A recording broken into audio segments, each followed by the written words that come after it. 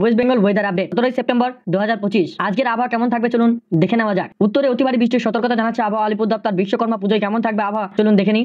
সপ্তাহের শুরু থেকেই দক্ষিণবঙ্গে বৃষ্টি শুরু হয়েছে। আগামী কয়েকদিন এই ধারা অব্যাহত থাকবে বলেই জানাচ্ছে আবহাওয়া আলিপুর দপ্তর। পশ্চিমবঙ্গে বিভিন্ন জেলায় বজ্রপাত সহ হালকা থেকে মাঝারি বৃষ্টিপাতের পূর্বাভাস রয়েছে। উত্তরবঙ্গে বৃষ্টির মাত্রা আরো বেশি থাকবে। বুধবার বিশেষ করে জলপাইগুড়ি ও আলিপুরদুয়ার অতি ভারী বৃষ্টির সম্ভাবনা রয়েছে। পশ্চিমবঙ্গে বিভিন্ন জেলায় বজ্রপাত সহ হালকা থেকে মাঝারি বৃষ্টিপাতের পূর্বাভাস রয়েছে, যার ফলে এখনো দুর্যোগ থেকে রেহাই পাচ্ছে না রাজ্যবাসী। আজ 17 সেপ্টেম্বর অর্থাৎ বিশ্বকর্মা পুজো। গোটা দিন কেমন থাকবে রাজ্যের আবহাওয়া? ঝাড়খণ্ডের উপর একটি ঘূর্ণাবাত সক্রিয় রয়েছে, যার প্রভাবে দক্ষিণবঙ্গে আগামী 3 দিন ধরে বিক্ষিপ্ত বৃষ্টির সম্ভাবনা রয়েছে।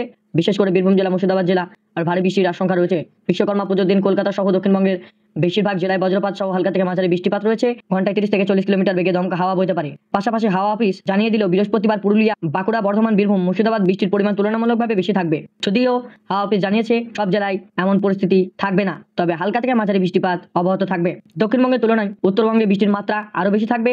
বুধবার বিশেষ করে জলপাইগুড়ি, আলিপুরদুয়ার অতি ভারী বৃষ্টির সম্ভাবনা রয়েছে। সেই সঙ্গে দার্জিলিং, কালিম্পং, জলপাইগুড়ি ও উত্তর দিনাজপুর ভারী বৃষ্টির সতর্কতা রয়েছে, অর্থাৎ পাহাড়ি জেলায় বৃষ্টি হবে। যেসব পর্যটকেরা ঘুরতে গিয়েছেন তারা বৃষ্টি উপভোগ করতে পারবেন, তবে এই পরিস্থিতিতে বৃহস্পতিবারও চলবে বলে জানানো হয়েছে। এই সঙ্গে স্বস্তির খবর রয়েছে, 18 সেপ্টেম্বর পর বৃষ্টির দাপট কিছুটা কমবে বলে আশা করা। এর ফলে পুজোর আগে অনেকটাই স্থিতি পাবেন ও উত্তরবঙ্গের সাধারণ মানুষেরা।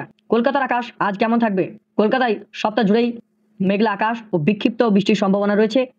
বুধবার শহরের তাপমাত্রা 31 ডিগ্রি সেলসিয়াসের আশেপাশে ঘোরাফেরা করবে, আর সর্বনিম্ন 26 ডিগ্রি সেলসিয়াসের আশেপাশে ঘোরাঘুরি করবে। সেই সঙ্গেই মাঝে মধ্যেই বৃষ্টি শুরু হবে, অর্থাৎ বিশ্বকর্মা পুজোতেও বৃষ্টি চলবে।